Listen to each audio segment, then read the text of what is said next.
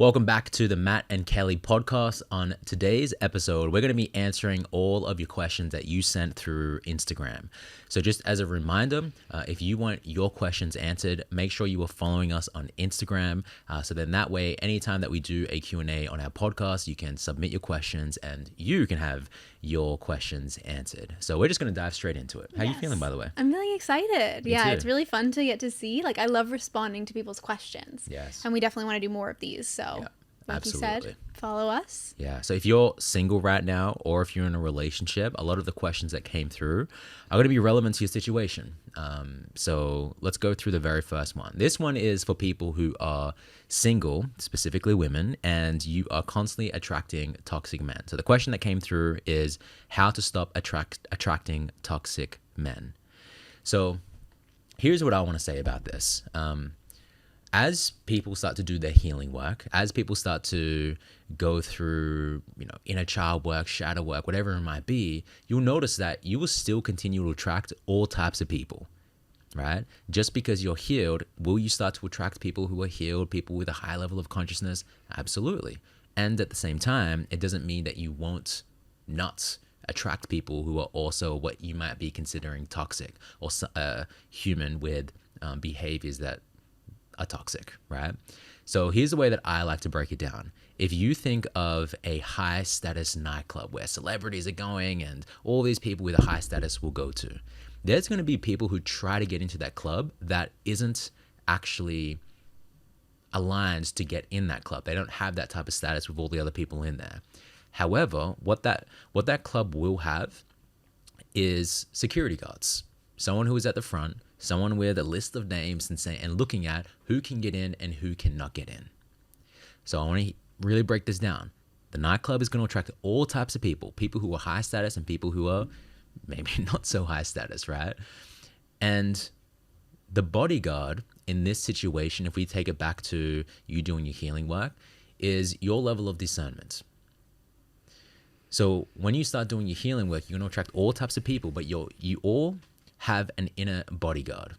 Sometimes as you start to do your healing work, your inner bodyguard is going to start to become more discerning. It's going to start to become more aware of who gets in and who doesn't get in. So does that make sense to you? Mm-hmm, mm-hmm. Yeah. So what would you say about that? Yeah, I think it's, I remember in my, I just remember it was a certain moment, which might be helpful to hear, like a real life example. I remember I was talking to my friend a long time ago, and I was expressing to him, I was like, I don't know why I keep attracting men like this. Mm-hmm. And he's like, Kelly, you're attracting all types of men. You are choosing those guys that are all the same. Mm-hmm. And it was a really a eye-opening moment because it put the responsibility back on me. Yeah. So I think it's all about before that I was kind of in victim of poor me. I keep attracting the same guys. What's wrong with me or whatever it is. And then instead it's shifting into, everyone's coming to the nightclub. Mm-hmm. Who are you letting in? Yes. Yeah. Yeah. Discernment. Absolutely. Coming back to personal responsibility and discernment, I think. Yes. Yeah. And also at the same time, as you start to do your healing work, you will notice that kind of what Kelly was saying, that you're not going to choose them. And at the same time, you're not going to cling on to them. That won't even be attractive to you anymore, right? But beforehand, I know for me in the past, as I was just beginning my healing journey, I noticed that who I was attracting and at the same time, who I was attracted to mm-hmm. was completely different. Mm-hmm. And then as I started to dive a lot deeper into the work that we teach, everything started to shift. Who I was attracting and at the same time, who I was attracting to. So Whoever sent that question in, I really hope that answers your question. So let's get on to the next question. Okay, the next one is a juicy question. Mm-hmm. It is how to inspire my husband more and to activate his masculine energy. So a few of you asked similar types of this question. So my answer to this question, number one, when you look at your relationship with the man in your life, right? Your husband, your partner, your boyfriend, whoever it is, I would say one of the magic keys to inspiring more of his masculine energy is appreciation. Would you agree about Absolutely. the appreciation piece? Yeah. Yes. Like noticing what he's doing that you love, that you like, that you'd want more of, and expressing that in your relationship. And it sounds so simple, but it's actually super profound and can feel really vulnerable to open your heart and share like what you loved or how it felt when he showed up in this particular way. And I know it can be so easy sometimes for women to be like, well, but he's not showing up in the ways I want him to. And some of this question is actually kind of rooted in that as well. And so the thing is the more you look at the ways you're not liking how he's showing up, the more you will see that. Yes. So it's like going on a hunt to find the ways that he's showing up that you do like, that are showing love to you, that do feel really good, and genuinely expressing them. And this is important too, like genuinely expressing, and not from a place of manipulation. Like not like, okay, I'm just going to express this thing so that he's more in his masculine. Because that's actually like subtle manipulation. Like I'm going to do this to get him to do that. Yeah. And this is really important that you take this in. So appreciation is like the soil where and it's not just his masculine energy, but like also a healthy, connected relationship can thrive inside of appreciation. So that's one piece. And then I would say the other piece is connecting to your feminine energy. So what I mean by that in simple terms, because there's obviously like a lot we could get into around that whole topic, and I have a whole membership with lots of, trainings and teaching on how to connect to your feminine energy, because it's a big topic. But some simple ways that you can start to practice it right now in your relationship is starting to express your feelings and your desires. And as you do this, and again, it's like it so matters the place from which you communicate these. So I say this like very carefully, almost like expressing your feelings don't mean like dumping your feelings on your man, not be like, I'm so mad at you, or like you did everything wrong. Like if it's from a place of blame or being in your own stories, that's going to backfire every single time. But if it's from a place of revealing, like opening your heart and revealing how you feel, that will, like usually and often when you really learn how to do it, and this is also what I teach in my womanhood membership, it always draws the masculine in. It always inspires men to like show up for you more and in that like be in their masculine energy. So I would say put down the agenda of getting him more in his masculine energy as well. Yes. Because it's like, again, that's like trying to control potentially, right? Potentially control or manipulate or think he's doing something wrong, and instead focus on you. How can you connect more to your feminine energy? Yes. And then focus on what he is doing well and express appreciation for that.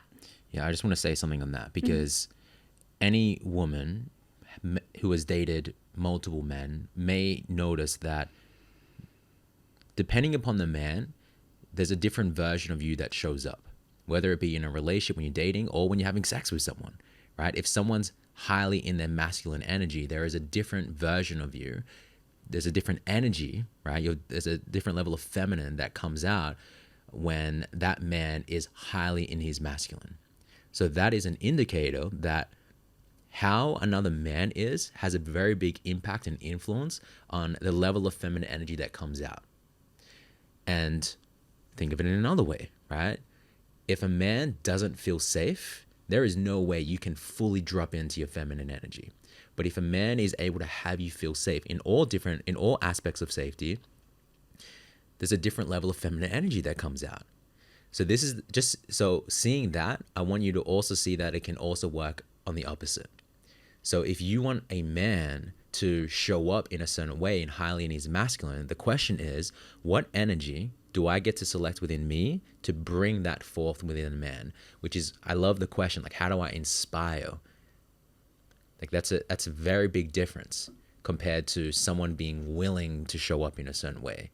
I like to make the distinction between having someone be willing and having someone be wanting to do something. Like a man can be willing to do something, which is awesome, but it's a very big difference between a man wanting to do something for you, right? So to have him want to do something for you, that's what Kelly was sharing, is like those two things, right? And also the appreciation, what you just shared about appreciation is so important, because I know for me, there has been people that I've dated in the past where if I made a decision and the decision wasn't what she wanted, rather than just expressing appreciation for it, it was constantly just criticized, which is the opposite of appreciation. So also look at, what do you get to not do? What do you get to stop doing that is taking away his inspiration to want to show up for you? So yes, lean into appreciation, but I want you to look at all the little ways that you might be criticizing the very thing that you want him to keep doing for you. You want a man to be decisive, but then he's decisive, and then you go straight into criticism. You want him to keep to provide for you, but it's like straight into criticism. It's not enough. More, better, different. So yes, focus on what you get to do, but look at all the little ways that you might be criticizing. Look at all the different ways that you might be complaining, because that isn't. Then a man will be willing to do something for you, but he won't be wanting to do something for you. Any thoughts on that? Well, yeah, it's just such deep work for women, because so many of us have seen our moms and like our female lineage constantly criticizing and complaining about men. Yes. Like, it's actually something that sometimes women even bond over. Like, women will get together and talk shit about men. You can even see it like online. I'm sure you could see it within your friend group. Deciding to not talk shit about men, like even when they're not around, and step into this whole new realm of desiring to love men. It's a whole new world, and it's wild the way that men will show up differently in your space when you genuinely start to look for their positive qualities, when you genuinely start to express that, when you stop criticizing, and you do actually, because it's not even just about like stopping or starting, it's like doing the deep healing work underneath that's having you criticize and complain and, you know, whatever's going on in your relationship. But that's so common that women are stuck in that cycle. Yeah. So that's and look for that. Look for the ways that you might be criticizing non-verbally, right? So you might be saying certain things. You might be just like sitting there, and there might be this whole internal conversation going on about him sitting there, or about him relaxing, whatever it might be. So just look at the internal conversation where there's criticism there, because that will then be projected outwards, whether it be with your energy, whether it be with your behavior, whether it be with your actual words. And another thing that is really important for a man is his freedom. So if you want to inspire his masculine, look for all of the ways that you might be going into control. So that will want to have a man rebel. That would not want to have him. That would not have a man want to be inspired to show up for you. So sometimes that can be as simple as just like giving him his space. That's important to a man. It's like having his own cave. That's what I love about you, is that if I want to just relax by myself, you don't take it personal. Or maybe you do, but then you go through your own coaching yourself. You go through your own internal shifts, and that's important for everyone, but especially for a man to just like decompress, because there's so much weight that men are holding. To then just have a space of total aloneness is peaceful sometimes. And if that isn't honored, then it can cause a man to be stressed. And a stressed man isn't a masculine man, So, yeah. One thing I love, there's a memory that I have when we first started dating, and I remember being this is at your old house before we lived together, and it was you, one of Kelly's friends, Amy, and a whole other group of friends. It was like 4 or 5 of us in there, and then there was like this conversation that was happening, and then someone said something about a dude who wasn't there, and Amy said, "No, we don't shit talk about men." And I was like, what did I just hear? And I was just like so inspired by that. That was so amazing. And that's just a reflection of your whole friend group. Your whole friend group is just so welcoming and honoring and loving to men. And it makes sense if you look at the relationships in their life. Of course, it makes sense. It makes sense that they're in such amazing relationships or friendships with men because they've done that internal work. Yeah. You know? Yeah. Yeah. It has been like so much work too. Yeah. Like it hasn't, like it's not just like anyone listening, it's not just like some anomaly that we all happen. Maybe we just all had amazing experiences with men our entire lives. You know, like I think we had like very kind of normal experiences with men, like struggles and things like that. And we've all really committed to healing our relationship with men and learning how to love and understand men. And that's a whole other thing too, is just understanding the common differences between men and women. And I was so resistant to that idea when I first heard about it, because it's actually kind of like taboo in the world to say like men and women are different. Yes. And I know it was for me when I first heard it. So I was just like, no, like I'm not interested in that. And then when I actually started to listen and I started to notice and apply the things I was hearing, like expressing appreciation is a really simple one, but there's like a whole world of this too. I started to notice how men were showing up different for me. And where I used to think men were inconsiderate and stupid and useless, like I really had a bad relationship with men, as I started implementing these principles, men just started showing up in my life so differently, like so loving and like wanting to help me and caring and having deep conversations with me. And I was like blown away. So that's why I'm so passionate about this topic now, because women who are stuck in these cycles with men don't have to be. And it actually can be up to you to shift this dynamic. And not entirely up to you, but there's so many things that we can do as women that change our relationship with men and our entire relationship dynamic. Yes. I put up on Threads this morning, I said, a man who dates a woman that doesn't have him feel respected will not be around for long. A woman who dates a man that doesn't have her feel safe will not be around for long. And then I had a comment that said, both men and women need to feel mutually respected and safe. This isn't a gender exclusive element to healthy relationships. And is she correct? Absolutely. It's important for both. And at the same time, men and women are completely different. If you get 100 men in a room and you ask them, when was the last time that you were threatened, you felt unsafe when you were just walking down the street? When was the last time that you felt that way?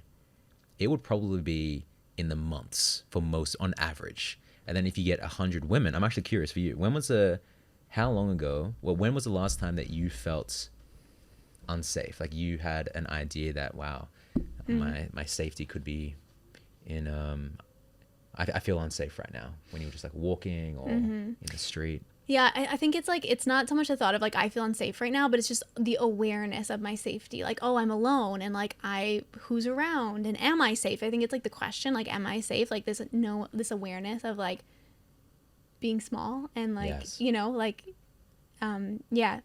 weaker than most people and men, you know, like, and it's not even a conscious awareness, but I think it's like very much so an unconscious, just like brain, you know, as you know. So, it was like 2 days ago.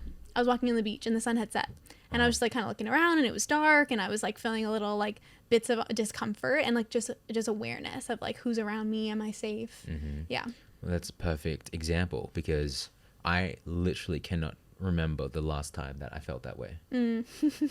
And that's an indicator. Like, ask any man, when was the last time that you felt that way? For most men, it's a long time. And so is safety important for men in relationships? For sure.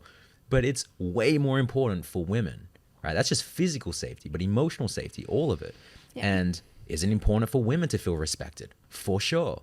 And at the same time, it's different as it relates to men. Men desire to feel respected. Men want to feel like the hero. And it's important to create an environment where men can feel that in a relationship. Because the more that you do that, and great way to have him feel respected, appreciation, right? The more that you can lean into that, then the more he's going to want to do something for you, not just be willing to do it. one final thing that I'll add to that is because I didn't even say it in my initial response because I was like, this is actually a bigger topic, but another way, and it goes along with respect, is trust. Yes. Trusting a man, like trusting his decisions, trusting like trusting your choices, trusting you to lead the relationship. Also, I think that's huge, but that's like a deeper one. Like it's like a deeper layer. So which goes into one of the things that I said, which is control. Right. And the opposite of that is surrender. So when a man is decisive or deciding on something, can you have your input? For sure. Because I know there's always going to be one person who says, what about this? So when a man makes the decision, can you just surrender? Can you just let go of control? And what I'm hearing you say is like just trusting his leadership. Yeah. And so there's like, or it gets to be the job of the feminine, if you want to take it on, is that's when, not that moment, but the job of the feminine is to express her desires and express her feelings.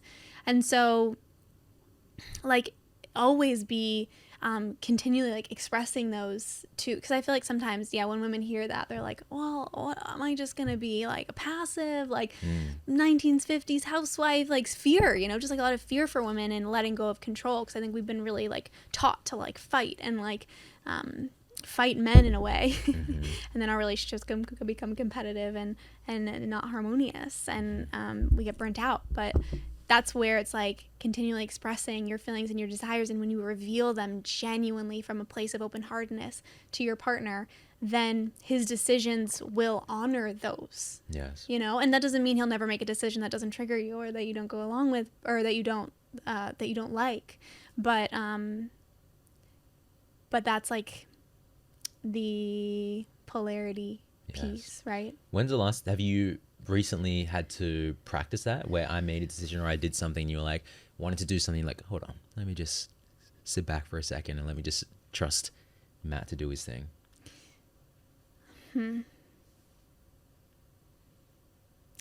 I don't know. I haven't had that like consciously happen in my mind. Has it ever happened recently? when we're driving and you're like wanting to say, I think it's over here, and then has that ever happened? No, not exactly. Yeah. No, hold on. I really want to think of an example, but there's not one like super top of mind. I feel like it shows up a lot in business when I'm like, even this morning when I asked you about something, and I don't know what came out for you, but I asked for your input on something, and a lot of the time it's just like, it feels like you just trust my ability to make business decisions. Totally. But does anything ever come up for you like, I don't really know, but then you just go, you know what, I'm just gonna trust him? Yeah.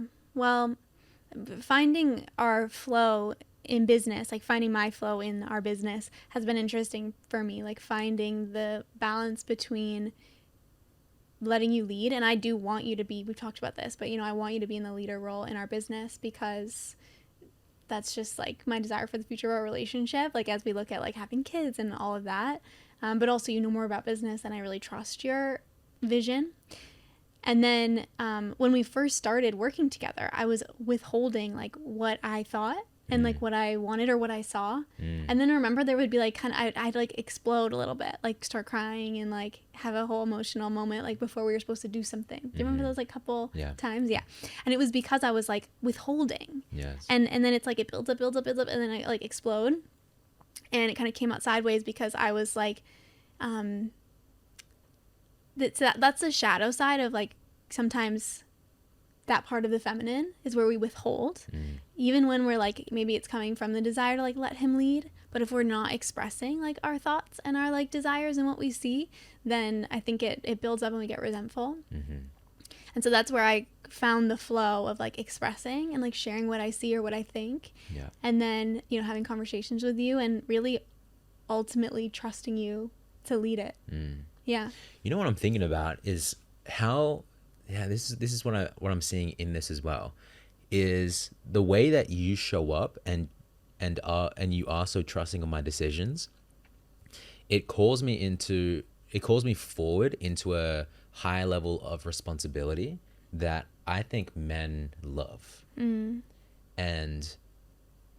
it's weird. It's like responsibility for a lot of men is something that we all crave. We all really love someone to be responsible for, something to be responsible for.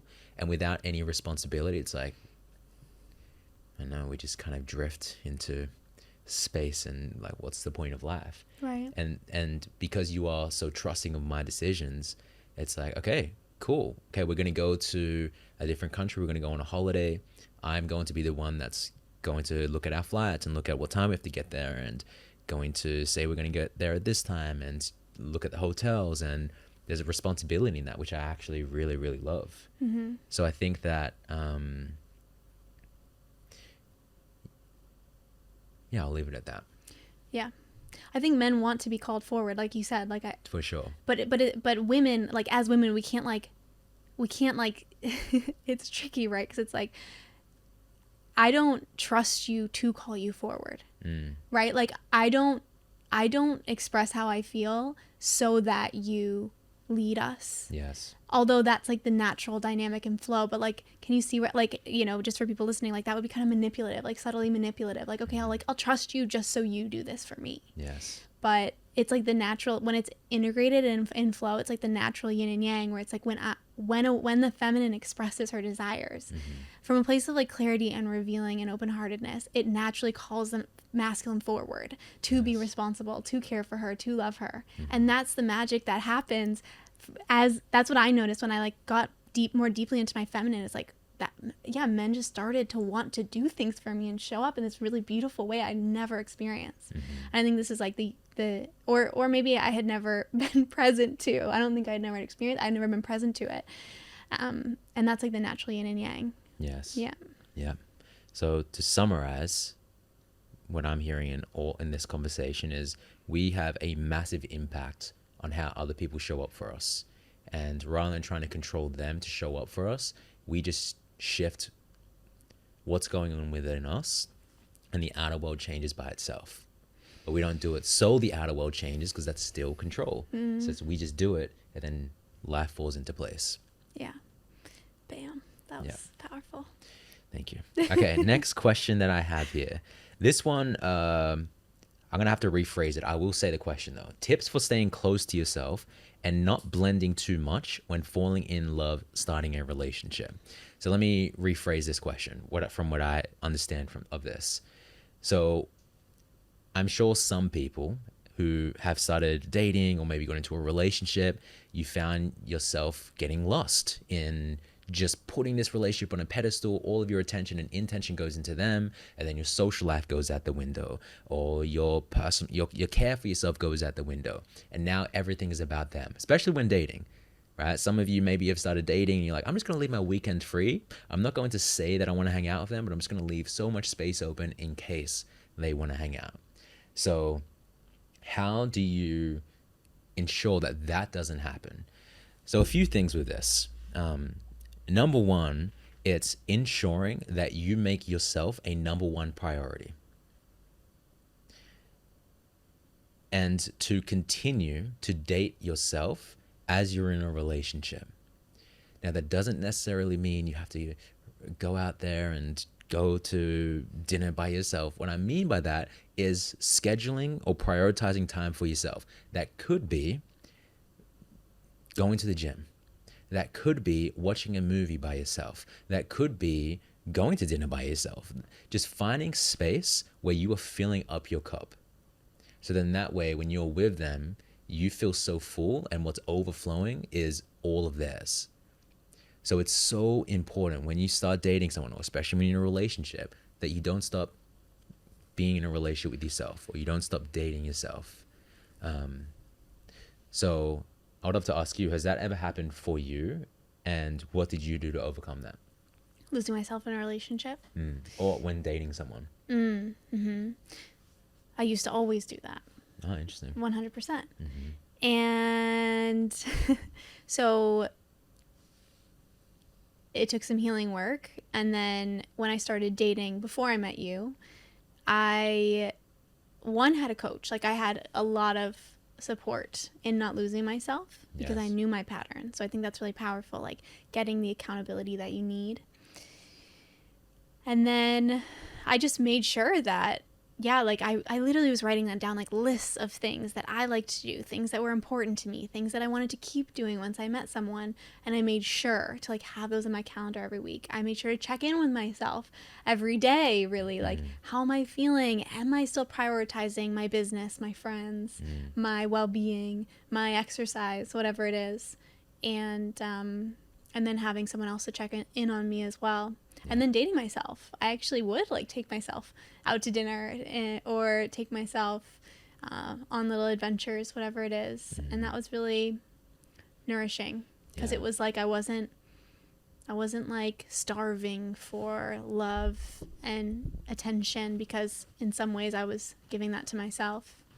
In a lot of ways, actually, 'cause not just with myself, but also from friends and from purpose. And I think that's so important. Right. Yes. Because a lot of the reason I would lose myself prior is because I didn't have I wasn't really nurturing the other things in my life. Like I didn't have a full life, you know? And so it was really important for me to build up that full life. Yes. So that I didn't want to lose myself in relationships anymore. Yeah.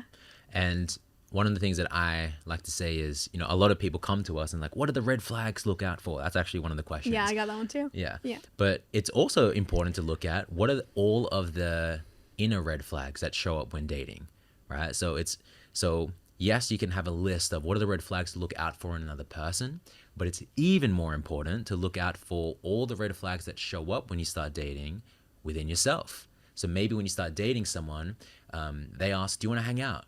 And it's the same night and it's 5 p.m. and they're like, do you want to hang out tonight? And maybe in the past you've done that consistently when you first started dating them, and maybe you had a plan before that. Maybe you wanted a night in, or maybe you wanted a night with friends, and then you cancel those plans to meet up with him or to meet up with her.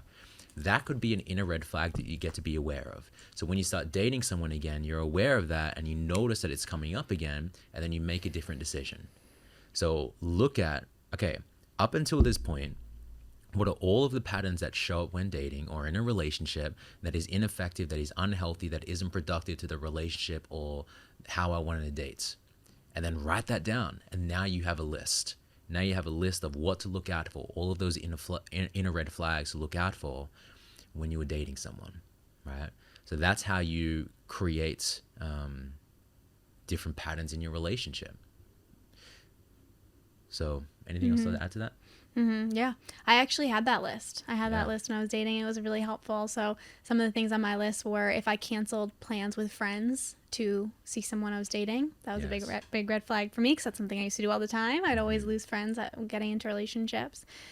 I knew if things in my business started to slip, then that was a red flag for me. I knew if my, because I was in a lot of kind of personal growth programs and doing a lot of kind of personal growth work. So if I stopped putting attention on those things as much, that was a red flag for me.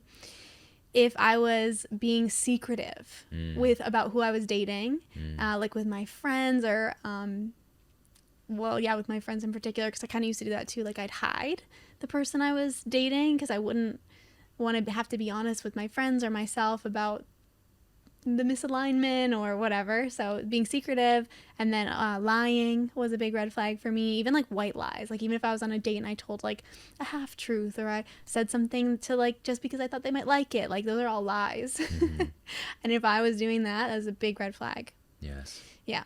So yeah, it's like when you focus on yourself, I'll talk to you because not you, but it's like when you focus on yourself and you set boundaries and you're clear about what you want, you just don't need to worry so much about searching for red flags in other people. It's important to have discernment. It's important to notice, of course, if someone lies or if someone, what would other big red flags be? Like if they're not, I would say if someone's not like kind of consistent in their availability to you, right? If they're like hot and cold, in and out, big red flag, just as two examples. Like it's important, of course, to notice that and have discernment, but I think so much more power comes from the internal game of noticing your own, having boundaries, being clear about what you want, And the people who have red flags or who aren't aligned with you will honestly just not even come into your realm because you're just so on the frequency of clarity. Yes. Or if they do, you just won't choose it. You just won't cling on to it. They'll just pop right out. Yeah. Yeah. Absolutely. So hopefully that answers your question. And what is the next question? Okay. Our next question that we have here is thoughts on hookup. Thoughts on hookup and casual sex culture. Friends with benefits, is it damaging? So this is a big one, and it's a juicy one. I think it's kind of a controversial one maybe for some people. So I wanted to dive into it. And what I'll start by saying, and then I want to hear your thoughts as well, of course. But I know for me, I got the message in like my, adolescence and teen years that and into my 20s that casual sex and friends with benefits was cool and it was empowering, and that having sex without feelings was possible and great and freeing and liberating and empowering. And so I lived that story, and my experience of it was always that it was so unfulfilling, so confusing, so it wasn't even like pleasurable because I wasn't asking for what I wanted or really feeling confident in the process, because oftentimes I was like drinking as well, and there was so much vagueness, and I think something like sex and intimacy, even though I didn't used to see it this way, it's so sacred and so special. And to share that with someone, I think it's so important that there be an emotional connection and that there be conversations about what this means and what you're available for. I think it's possible to have sexual experiences with people that feel empowering, maybe when you're not in a committed relationship, if there still is those things, like if there is still an emotional connection, if there's still a conversation prior of what this means and what you want and what they want and what they're available for, then it can be. But I feel even then, many people lie to themselves about how they feel in those circumstances. And many people just hold on to friends with benefits or casual sex because maybe they think that that's the most that they can get, or they think that maybe the person that they're in friends with benefit situation with might eventually want to commit to them. And let me just tell you, no, that's never going to happen. And I know that, like, I would hold on to those things for a dear freaking life, hoping that if I was just good enough, or if I was just like sexy enough or whatever enough, they'd change their mind. And it's just not the way that it works. And yeah, like really what is needed in those situations and what I learned is expressing your desires and expressing your feelings, just to bring it back to that, is everything. And when you're in a situation like that and it doesn't feel good, or it's not actually what you want, you are lying. Like, you're lying to yourself, you're lying to them, and it's just never going to get you the connection that you desire. So in that way, yes, I totally see it as most times damaging. And I think it's really important to be honest with yourself about what you really want, and then honest with the other person, even though that's scary and even though that's vulnerable, and even though there might be like a lot that comes up in that. That's the path that's going to get you what you want when it comes to love and intimacy. This other path, friends with benefits, casual sex, is not. Yeah, and it's also just getting clear on what is the I'm just going to expand a little bit on what you shared. It's getting clear on what is the intention behind doing this in the first place. And what you shared, and from a lot of, because who we're speaking to right now is mainly women here, because that's the people who are going to mainly listen to our podcast and who follow us.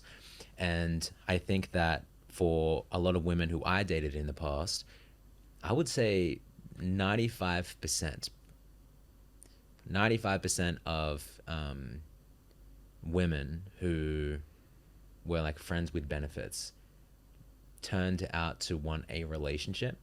And it's just really interesting how often that happened. Maybe it's 100%, but it was 95 to 100% of women wanted that. Like, it was sex because it makes sense. It's so intimate. Mm. What else is more physically intimate than having sex with someone? Right. Nothing. Yeah. So of course there's going to be a transference of emotions towards the other person, right? Especially for women. Yeah. Because, they're being entered. That's so vulnerable. Yeah. That's so damn vulnerable. Yeah. Yeah. So it makes absolute sense why that is the case. And yeah, it's just it's a tricky one. Just getting absolutely honest with yourself about, why am I doing this in the first place? Am I doing this because I secretly want this person to want a relationship with me? And I think that the way to do that is not going to be with my mind, because who's going to want that? It's not going to be with my heart, because who's going to want that? It's not going to be with who I am, who's going to want that? So the thing that I have to offer is sex. Maybe if I lead with that, then he will want me. But then he'll just want you for sex. Then he will just want you for sex, right? So yeah, there's so much to this. Yeah. Yeah.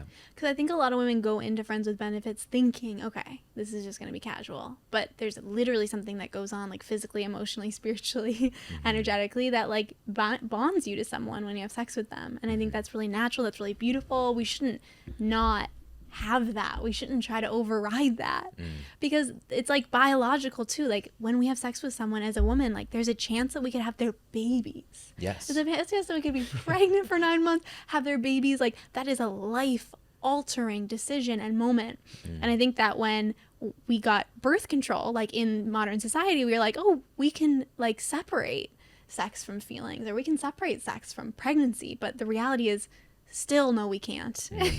And why would we even actually want to? Yes.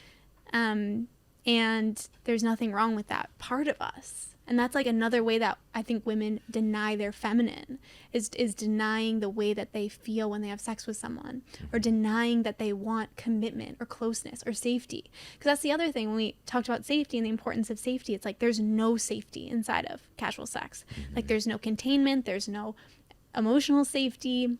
Yes. There might not even be physical safety. You might not even know the guy. And so how could you possibly open? How could you possibly have a pleasurable experience? You might have a pleasurable experience. It depends on kind of like your body and your ability to do that. But like inherently, there's no safety. And the feminine's desire for love and safety is not a bad thing. It's not something to be overridden. It's actually something to listen to. Yeah. Yeah. Absolutely. I feel complete with that one. Me too.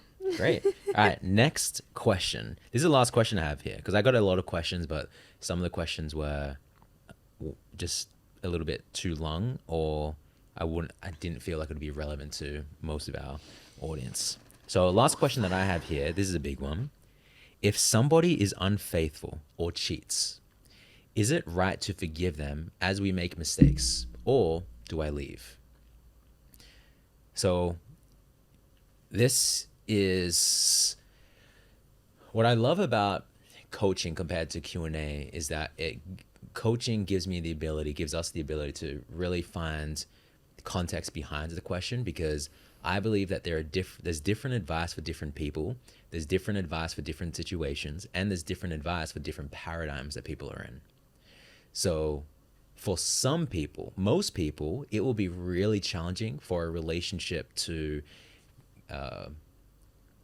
I don't want to say just go back to normal, but be even better than it was after going through infidelity. Is it possible though? Absolutely. However, most people don't have the tools to navigate through the triggers that come up. Most people don't have the support to be able to, whether it be with conscious friends or a coach that they can lean on to get objective feedback outside of their paradigm, their story, and the situation. Most people don't have these things, so it can become really difficult. However, there are some people that I would say it's not only possible for your relationship to go back to normal, but it's absolutely possible for it to be even better than before, especially when two people are willing to come together. And I want to come back to the conversation around willing for the relationship to work and then wanting for the relationship to work. In this case, if two people are wanting the relationship to be even better than it was, they have to be willing to do that, right? Because wanting for the relationship to work and be even better than it was, and willing, two completely different worlds. To be willing, right, in this case, is for you to be really uncomfortable and do a lot of shadow work here. Asking questions like, okay, for the person who cheated, what was missing here? What was actually going on for me to go and do that? Where do I get to look at all the stuff that my dishonesty, all the stuff that led to this moment? Where do I get to take full responsibility? That's gonna be a little bit uncomfortable, or very uncomfortable. And are there any other ways that I've been lying to him or I've been lying to her? And am I willing to express that to make everything quote unquote clean, so then that way we're not going back into this relationship with this backpack of lies that I haven't actually owned up to. So that's one part of it. But then the person who got cheated on, this is coming from someone who went through this. I had to ask myself in the past, how did I co-create this relationship? No, how did I co-create the situation? That was a fucking uncomfortable question to answer. How did I co-create getting cheated on? It wasn't me. It was her. I didn't do shit. It was all her. She's the messed up one. How could she? But then as I started to just take a little bit of a deeper look, how did I actually co-create this relationship? Well, if I really think about it, I knew when we were in the relationship that I don't think that this is the actual one. So I wasn't even fully in the relationship. I was 1 foot in and 1 foot out. And there were so many other things that I was doing that would, of course, have her think, well, I'm not getting this attention and love over here, so I'm just going to seek it elsewhere. So it makes total sense why she did that. So I had to take full ownership and look at what all of the ways that I'm 1 foot in, 1 foot out in a relationship. Because that just wasn't showing up in one relationship. It was showing up everywhere. And in past relationships as well, that was the pattern. My heart was a little bit open, but not fully open, because if I was to open up fully and get hurt again, like I did when I was in high school, when I was a teenager, fuck going through that pain again. So let me just open it up a little bit. So that's when I started to hire a coach, and I started to do a lot of internal family systems work and parts work, where I got to look at that. So then that way I could come into this relationship and not have that happen. So to answer the question, like, do I leave? What was the question?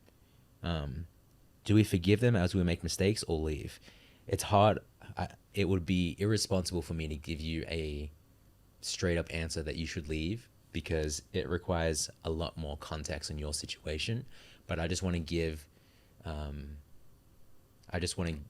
some perspective of what is possible if you do decide to stay and if you do decide to forgive. And I really wanted to let it land that it doesn't have to go back to normal. It can be even better. Like, this might be an interesting example, but if I break my bone, I haven't broken a bone before. Have you broken a bone before? Never. Well, if you break a bone, some of you might know this, but the bone actually grows back and it becomes stronger than before. And I believe that if trust is broken, just like a bone, for some people, not everyone, but for some people who are wanting the relationship to work and willing to do the work necessary for that to happen, it can go back to be even better. And then when you have that, when you've resolved everything and everything is clear, there's nothing else that there's no backpack of other lies that you're carrying around. And then if you have a fight about something that's quote unquote small relative to working through being cheated on, like, it's so easy for that relationship to last. And not just last, but for it to be loving, because you have gone through the depths of hell. So everything else that might show up is just something small. It's like someone who was going through some deep childhood trauma, got over that, went through that, and now their life is awesome. If there's something small that happens in their life, it's like, this is nothing. I've been through all of this shit. So that's my perspective on it. Mm-hmm. I love that. Yeah, I would just say in that circumstance, I would say that it's such a crucial time to get support. Yes. Because to work through those emotions and the deeper roots that were already happening in the relationship, in order for that situation to like transpire, you have to have a third party. Like, you have to have an outsider, a person that you are in like paying to sit down with you, not like a friend or like your mom. Yes. Yeah. Because obviously they're going to have their bias, but like absolutely need that if you want to make it to the other side of that relationship and you want to work through all the pieces of that. It's just so critical. And I was just thinking about it, how it's so normal in our culture to invest in so many things like clothes or shoes or school or I don't know, like professional development or cars or friggin' couches. But our relationship, which is like the most important aspect of our life, like most pivotal, most like the bedrock of our life basically is our relationships, especially our intimate relationship, like our marriage or the person we choose to spend our life with. And it's so not normal to invest in making that relationship better. And we just expect that we're all supposed to know how to have relationships when most of us had dysfunctional relationships that we watched growing up. So like, where are we supposed to learn these hard skills of communication and conflict resolution and personal responsibility and empathy and all the things we talk about? We think we're just supposed to like download those and like just know them and know how to navigate a relationship. That's insane. Yes, absolutely. So invest in your relationship, even if it's not bad, even if there hasn't been like a cheating experience. If you want to have an incredible relationship, and part of the reason why, a big piece of the reason why we have the relationship and connection that we do is because we do invest in those things. And we do choose to learn about those things constantly. And yeah, I would just invite anyone who's listening who desires that type of relationship to not wait. Like, don't wait until there's a big crack in the foundation or there's a infidelity or whatever the version is. Like, it doesn't have to be from despair that you choose to grow, but it can be just from inspiration. Yeah. And that can be hiring someone or just getting a book or a podcast or sitting down for a relationship check-in. Like, we have our relationship check-in available, but yeah, it's just so critical to grow in this area. Yeah, especially, as you mentioned, especially when navigating through infidelity. That gets to be one of the biggest priorities. Finding a coach, finding a therapist, finding someone to really support you through that. Okay, so we will answer one more relationship question, and then we'll answer a question about us and some exciting news that we have upcoming. So a little more of a personal question to finish the podcast out. So the next question that we'll answer is, how do you know when it's time to leave a relationship? And I know that I get this question a lot, and it can be a tough one to navigate for sure. Like, do I stay? Do I go? And I think a lot of people can find themselves in that question. And so instead of trying to figure that out in your head and like driving yourself insane, like I know many people do, I think the best way to handle this, if you're asking yourself that question and wondering that, is to fully lay it all out on the table with your partner. Because what I think happens in most relationships is there's a lot of withheld emotions, a lot of resentments, there's a lot of unmet needs that have never been expressed, a lot of unmet desires that have never been expressed. And so what I'd recommend here is you lay all those out on the table, right? You sit down with your partner and you express those things. Like, what are your desires? How do you feel? What are you afraid of? What's not working for you in the relationship? And then they do the same as well. And then when you've got all the pieces laying out on the table, you can actually start to work with, is this an aligned relationship? Can we work through these things? Or are we just misaligned and it's better to just go our separate ways? Yes. And in doing that, it's like putting 2 feet in to the relationship, like fully leaning in to the relationship enough that you're willing to like open and be vulnerable with them. Because only from fully leaning in and expressing all those things could you ever actually have the answer. I want to add on to that because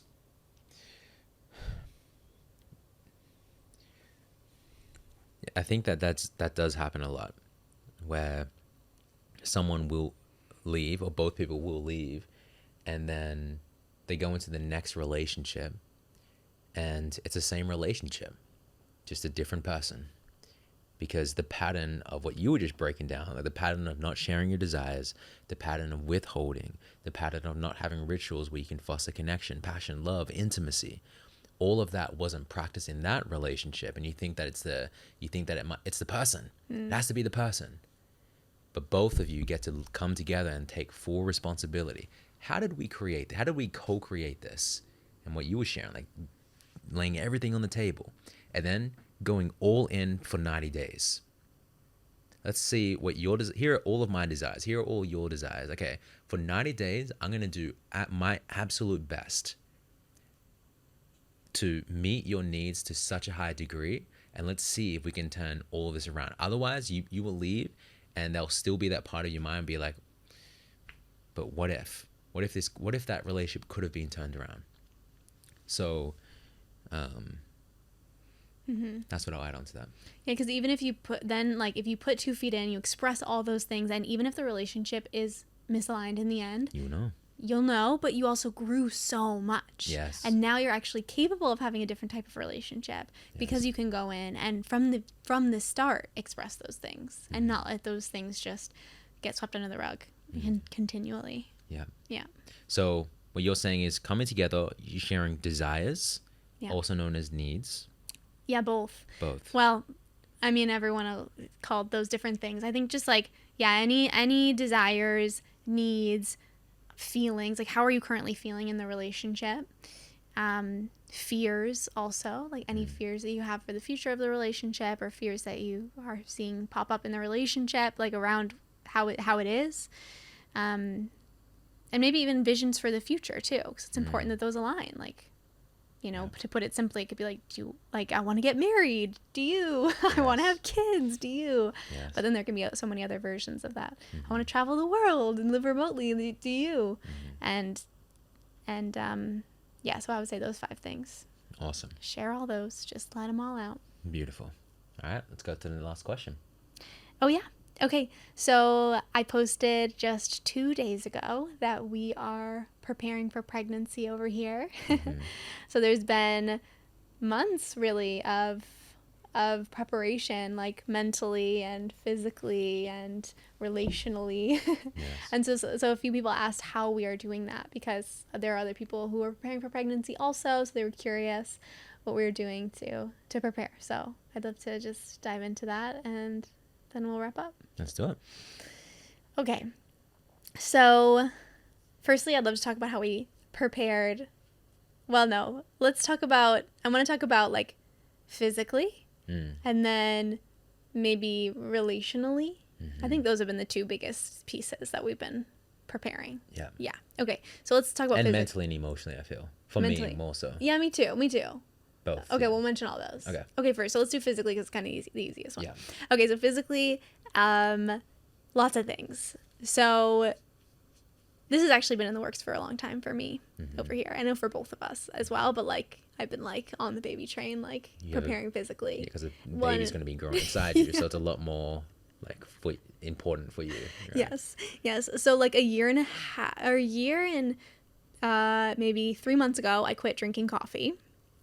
Because like a year, it was July of 2022, so that now it's November 2023, so yeah, a year and 4 months. Wow. Yeah, and I was heavily addicted to caffeine. I loved the feeling of being high on caffeine. It was really hard to quit. Like I was in bed for like 5 days with a migraine, and but I knew that caffeine is just hard on our adrenals. I know people have different like opinions about coffee, but from what I researched and what felt right for me is that like it just felt hard on my adrenals. I felt like shaky and kind of crazy, and I just also read that for women, like we need a ton of adrenaline basically in birth, and when we've continually like messed with our adrenals with caffeine, it's like our adrenals actually can't create enough adrenaline to like help us push the baby out. And so I was like, oh my God, no, like I want a home birth, I want a natural birth, and I want to set my body up for just the highest possibility of total health during that phase. So that wasn't the only reason I stopped drinking coffee. That was a part of it though. That's where my journey began with the health pieces. And then, the other thing is that I mentioned this on my Instagram briefly, but I did a long-term juice cleanse. And I really desired to do that before I got pregnant because I wanted to just like clean out my system and see how I felt doing that. And that was like an amazing experience. I ended up drinking juice for over a month, and I cleared out some like parasites and some just like wild things within me that came out, and I felt so good, like so energized. It was a crazy experience. So I'm glad I did that before babies. I always think about like if my like right now my stomach's rumbling because I've only had breakfast and it's been a few hours, and then I sometimes think of like, oh wait, Kelly didn't have any food for over 30 days, so I think I'm gonna be okay, you know. But you had so much juice. It wasn't just a few juices. No. How many liters were there? Or you don't go by liters? Minimum. No, I did. Oh, I did because we're here. But so at least a gallon of water, which is 4 liters. Yeah. So, but more than that, like every day I drank at least 5 liters, but really 6. 6 was kind of my good one. And there were times where you did 4 liters and then 4 liters of water as well. Yeah, I was drinking a gallon of water. Yeah, so the idea was to basically drink your calories. Yeah. So that like your body's still functioning and like, you know, I mean, I know people can do water fast, but that wasn't what this was. I didn't want to do that. I wanted to do juice. So partially that was also to prepare my body for pregnancy, and I'm so glad I did that because I had some like parasites come out, TMI, but like I think a lot of people have parasites we don't know. So I found it to be like really empowering and interesting. So that's one way that I took care physically, and then the last piece, or this is a lot of pieces in one, but I also got my blood drawn and tested for how my nutrients and minerals and vitamins all were within my body, and got like a full panel, and my white blood cells, my red blood cells, and all this stuff. And I had my friend read it, who's an amazing like functional medicine expert, and she read it out for me and shared what what levels were suboptimal. And so then I started taking supplements, and I've never really taken supplements before. But now I'm like fully on the supplement train. I'm like taking all these powders and pills, and I feel really good. Like I'm taking prenatals, I'm taking zinc and magnesium and iron and B12 and protein powder, and and then I added some other powders too. I'm taking spirulina powder, moringa leaf powder, and maca, and it's amazing. Like I've had, just in the time I've been doing all these things, like my periods have been less painful, which has been like such a gift because they've been painful for a long time, because my hormones are being supported, like supporting my thyroid with some pills as well, which is so nice. I'm so happy about it.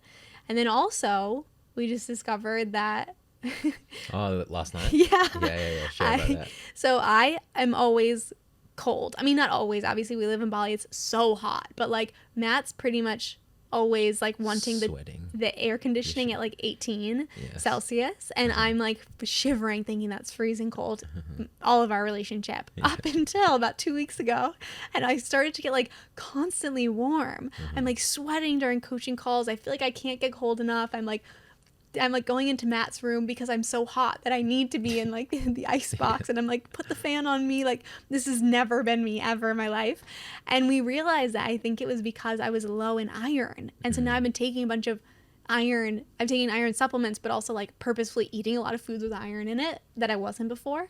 And I think I'm sure that's why. Like this is a drastic change, and like my fingers aren't cold anymore. And it's not just in the head as well. You got retested and you saw the difference. Oh yeah, so that's the other thing. Then I got so the iron was a concern, just because you need a lot of iron, a lot of blood to produce a baby, and you just don't want low iron. It can like make a home birth be more risky. And so yeah, my friend said she'd recommend getting tested again in a month. So I really doubled down on all the pills and powders and spinach and all the things, and I got tested a month later, and the levels were perfect, which I'm really proud of. So I know that my iron has been like, now it's to a normal and good state for like preconception and pregnancy. Amazing. So that feels really good. That's so cool. Yeah, I've loved like all the stuff, like just getting to see my blood tests, and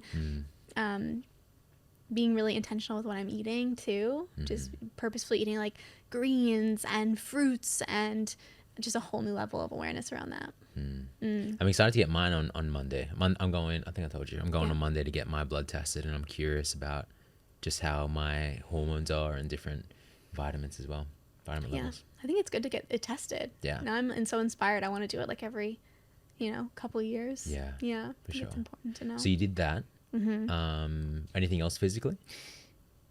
Oh, I started doing like more yin yoga, Yeah. more stretching. I went to the chiropractor, which wasn't for pregnancy, but now I'm realizing it's so going to help me have a smooth birth. Just making sure all my hips are in place and my bones are all set up. So it's really inspiring me to get to a whole new level of health, which is so fun. Yeah, but that's it for the physical things. Amazing. I mean, that was a lot, but that's it. Yeah. So that's physically, and how And about yeah. for me? There wasn't like anything different that I really did. I still ate relatively healthy, still was working out consistently. So nothing on my end that I did really different. Okay, so But I feel like I'm in pretty good health. Yeah. You know. Yeah, definitely. And I won't be carrying a baby, so it's a little bit different. Yeah, it's totally different. I mean, your health is important too, of course. For sure. But like, I think a way different level. Yes. Yeah. Okay, so that's physically.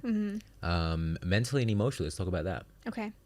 So for me, well, physically, actually, I will share about this. So I go, and every now and then I will see this dude here in Bali. He's a body worker, and I had so much pain in my left hip, and I do a lot of stretching. Like every single day I'm stretching for at least 45 minutes. And I was just stretching my hip flexor and just constantly stretching. And then I went to this dude who's a body worker, and he works on what's happening with your thoughts and what's happening with the emotions. And he locates a certain pain and then finds out what side is it on, and is it related to the left, which is the feminine, or the right, which is the masculine. And me, when I first saw this dude, I'm like, this is too woo woo. Like I'm a little bit more grounded. It's like, what's happening with the moon, and like all. I'm like, I don't care. However, when I saw this dude, I came in. Oh, you saw him first, right? I came in and I was skeptical. I told you about him for so long. Yeah. I was like, I feel like you'd like this I'm guy. like, no. And then you threw up and stuff, and then I'm like, I had yeah, a I'm really not going to see I had this a really dude. intense experience. So I was super skeptical. And then when I first saw this dude, we were working together, and then all I did was say out these affirmations, and he was asking me all these questions, and I was like saying these affirmations, and when he was pressing on a certain part of my body, I just heard this massive crack. And yesterday, when he was working on my hip, it was, long story short, it was just related to us having kids, because there's a fear that comes up, I'm sure, for a lot of men, or for both, I'm sure, but I'll speak for myself. There was a lot of fear that was coming up around providing for, because providing for us, that's one thing. And now the thought of providing for 5 cats and then a child, it was bringing up all these financial concern. Like, shit, okay, I got to step my game up even more. And there's just a lot more responsibility, which I love. And at the same time, there's some fear around that. So the way that I prepared for it was hiring a coach. I paid, I think it was close to 50K on a coach to support me and just work through everything, and working with the body worker yesterday, just like getting rid of all of that and just becoming aware of that. Like, oh wow, I didn't even know that those underlying fears were there. So that's been really helpful. Not just having a coach to support me to earn more so I can support us, but also, most importantly, work through everything that he's there. And the great thing about my coach is that he has 4 kids, amazing father, an amazing husband. So I'm like working with someone who I admire and can just learn everything from, so I don't have to like guess, And I'm sure as you find out that you are pregnant, I'm just going to read all the books. I'm going to find out everything that I can to support you, and also to be the best dad that I can be. Yeah. And I felt so supported when you hired him too, because I just was like, I felt my system relax a little bit, just knowing that you get to be supported through this portal of fatherhood. Yes. Yeah. Really great. So how about you, mentally and emotionally? Mentally and emotionally. Up until now. Yeah. Well, so it was really helpful for me to see my friends who had babies around me. My sister too, but my sister she's got a 10-year-old and she's been a mom for a long time. So I think I was really young when she started. So I wasn't so like, I didn't even know that I wanted to be a mom then. I didn't really think I did actually up until I was like, I mean, pretty much like 26 or 27, almost pretty, I mean, when we got into our relationship, but then it clicked in. I was like, oh my God. Yeah. Cause a lot of reasons, but, I think it was being in a healthy relationship with you, but also being more deeply connected to my feminine energy, my feelings, my desires, my body. My body was just like, babies, yes. I just felt it. So it kind of started then, like the mental and emotional journey. But then as I got to see my friends here in Bali have babies and witness their journey, I was like, really? It's like when a woman goes through what I see is when a woman steps into motherhood, it's like her old self dies. It's like really like a death and a rebirth. And so I think for me it was like really coming to terms with the end really of like my maiden era, my maiden phase, and just really considering like what that would mean to step into motherhood, like the challenging parts of it and the amazing parts of it, and just feeling into my body as I've learned to do like on this journey of my feminine energy, and just feeling like, you know, am I ready for that? And it was just such a yes, like just such a yes on all levels, even though like my mind took a little longer to get there. My body knew like way earlier, but I think for my mind, how I got there mentally was having conversations with you. Yeah. And just really getting on the same page. Like, what would it look like to be parents together? And, you know, I really, you know, in sharing with you, I remember I shared, like, I'd really like to be more of a stay-at-home mom and love for you to be more of, like, the provider role. And are you available for that? And not entirely, you know, because I always knew I'd, like, want to be creating and doing stuff because I love doing this stuff. But just, like, we've talked about this before, but just kind of, like, the balance of those roles, just checking in, like, are you in for that? Because when you said yes, I instantly felt just even more mentally ready because I felt supported and I felt safe, and I felt, I can go into this phase with knowing that we're going to be like a supportive family unit. Yes. And so I think that's what had my mind come around to it. It was like all the conversations with you, and then conversations with my friends too, like, and my sister. Yeah. Just hearing from moms, like getting supported, like same with your coach, but different version for me. Absolutely. Yeah. So that's physically, mentally, emotionally. What else was there? Relationally. We kind of covered that actually. We did, yeah. But I felt there was something else that I wanted to say about it.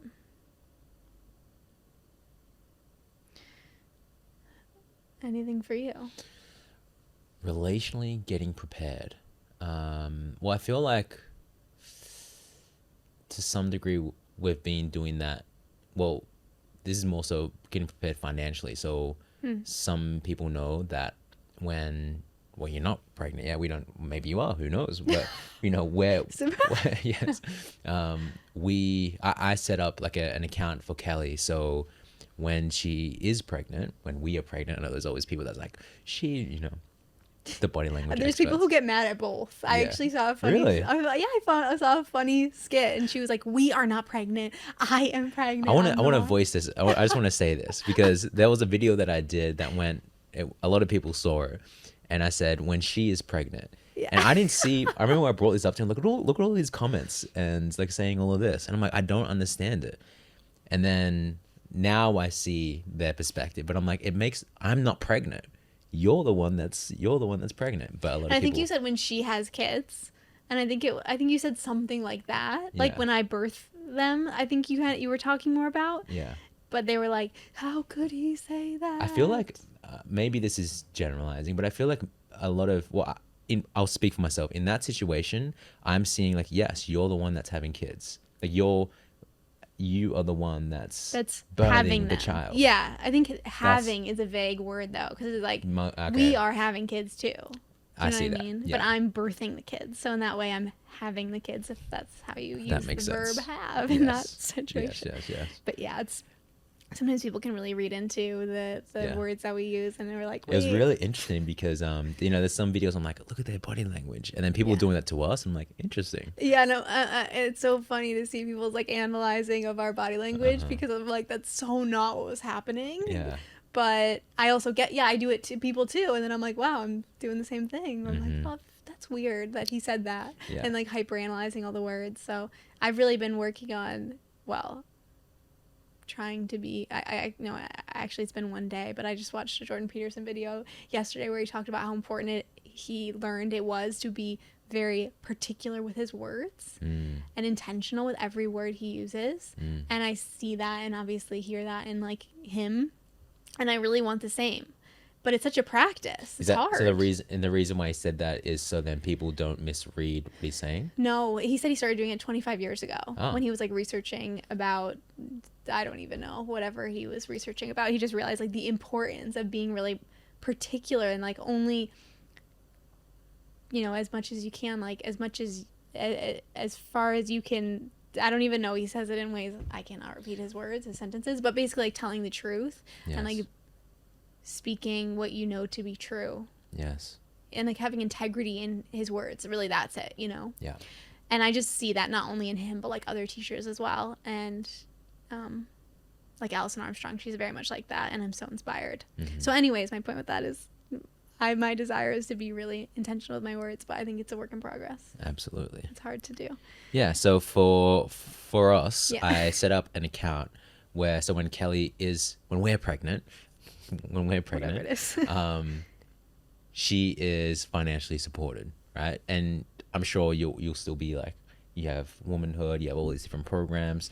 So I just wanted to set it up so that she doesn't have to work. She can do so if she chooses, and knowing that there's an account for when we're pregnant, and there's an account for when our baby is here, like all baby expenses. I don't know what the expenses are, but I'm sure there's like random expense that I don't even know of right now, but just putting money aside, so then that way that is taken care of. So relationally, that's financially and relationally, I feel like it's interconnected in this context here. So then that way, we are supported. Yeah, and I love that you did that. Thank you. I feel so supported and so grateful and so appreciative. Yeah. Yeah. You're welcome. I also, when I was in Austin last time, speaking to friends who have kids and just asking them about it. Yeah. And one thing that was really helpful. This is from Mel Wells and Sean Jenkins. Shout out to them. They said to me when I was having lunch with them, and they said, what did they say? I'm going to paraphrase here, but they said something along the lines of, we've just ensured that we are making each other a priority, because our baby came from us. So I think Mel was saying, like, without Sean, our baby wouldn't be here. So I'm just not forgetting that the reason why this amazing human is here is because of us. So making that the number one priority. And I really loved that. Yeah. And I feel like we'll do an amazing job at that. And I feel like that's something to be prepared for now, but ends at the same time when our baby is here. I totally agree. Yeah. Because I feel like that happens a lot. It's like baby becomes number one. Yeah. And I've shared that was one of my fears, because I feel like it is different for a mom biologically. It's like, you're pregnant with the baby's growing inside you. So there's like a deep connection. And then I was sharing with Kelly that I had a fear that when our baby is here, that I will be just like in the background.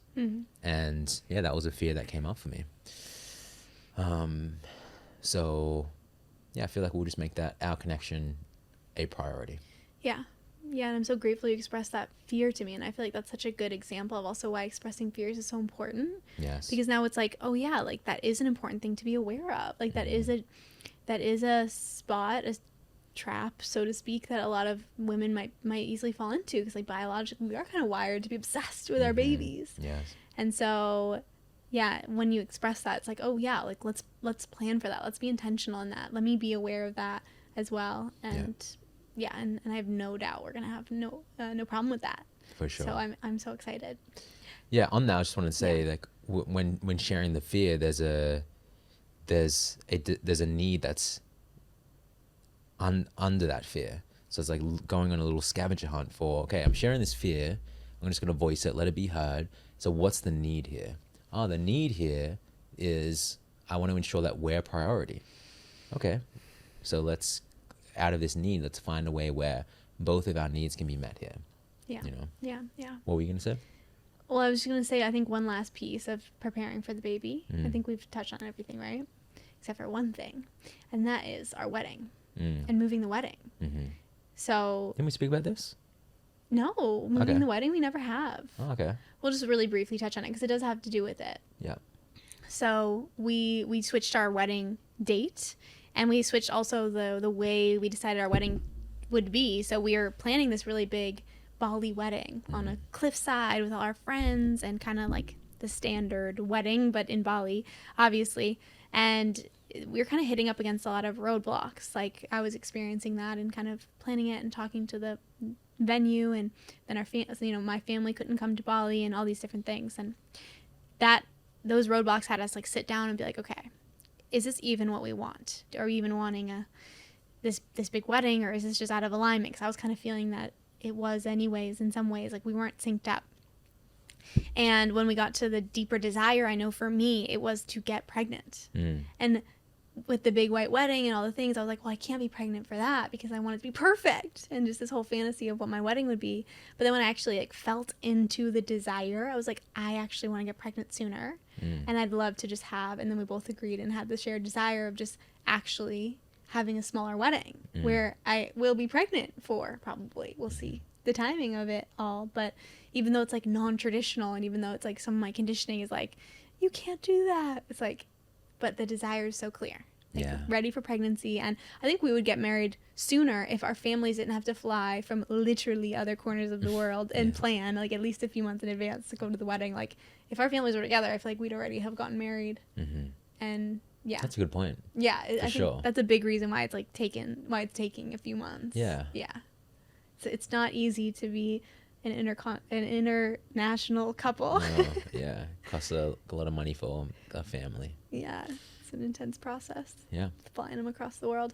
So anyways, we're getting married in Australia now in March. Byron Bay on the beach. And I said to you that I said to you totally up front, I care about the wedding, but I would get married to you here. Like, if it was just here. like the wedding is just a plus. Like, what I want is just to be married to you. I actually don't worry about the size of the wedding, who comes to the wedding. Yes, it's awesome that my family's here, but that's what I care about. Just being married to you. So what was important to me is that with the big wedding that we're planning, and what I don't like about a lot of weddings is that there's so much money spent on tons of people who aren't actually super important to them. Yeah. Like, there's this person over here. I'm like, who's this person? Like, yeah, we had a coffee together. Like, this person over here. Yeah, we met once, and this is a friend of a friend, and this is like a plus one of this person. Like, who are all these people here? I don't want to pay for all of these. Yeah. All of these. Well, they wouldn't literally be like that. But yeah, like, I know, like that, but that's my most uncle weddings. I haven't talked to in 5 years. Like, that they were really on my list because I was like, oh my god, my family's gonna expect. And I was feeling a lot of pressure of inviting everyone, and I think on one level, like, yeah, it would have for me. Like, on one level, I was like, oh my god, having the big wedding with like a bunch of friends and like dancing and like all the things, it does sound fun. And there was a little bit of sadness and like grief in letting that vision go. And then there's also the reminder of, we can have more celebrations. Yeah. We can have more weddings. Like, we have a couple friend here who gets married every year. And every year they have a different type of wedding. Like, I think they were talking about this year going to Vegas and like getting married by Elvis. And then, then they have a beautiful one at a temple, or they have one on a cliffside. And I just think that's so beautiful, and it's just a good reminder of, we can renew our vows, we can have the big party. I want to do that. Me too, and we will. It's so important. Yeah, and having the big party with our friends, and at a time when it's actually aligned. Yes. Like, at a time we actually want to plan it, at a time when it works for us, and it does feel so good not to spend so much money, because like the venue that we were deciding on in Bali, like, I think it was $15,000, which was like the starting price. Like, it was going to be much more than that for the venue. And then it was so funny because the beach venue that we chose, it went from like $15,000 to now it was like $300, and that felt so good. It was just like a little plot of beach, and then we're gonna go to an Airbnb after and like just have dinner, and then we can put that to an amazing what's the word, like honeymoon. Yeah, honeymoon. Yeah.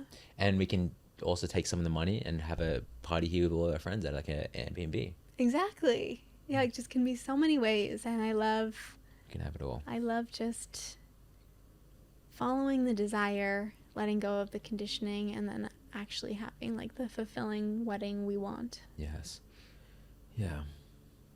And which is challenging, right? Because, well, we've spoken about this before. For a lot of women, it's something that women dream of at a young age, right? Just fantasize about, think about.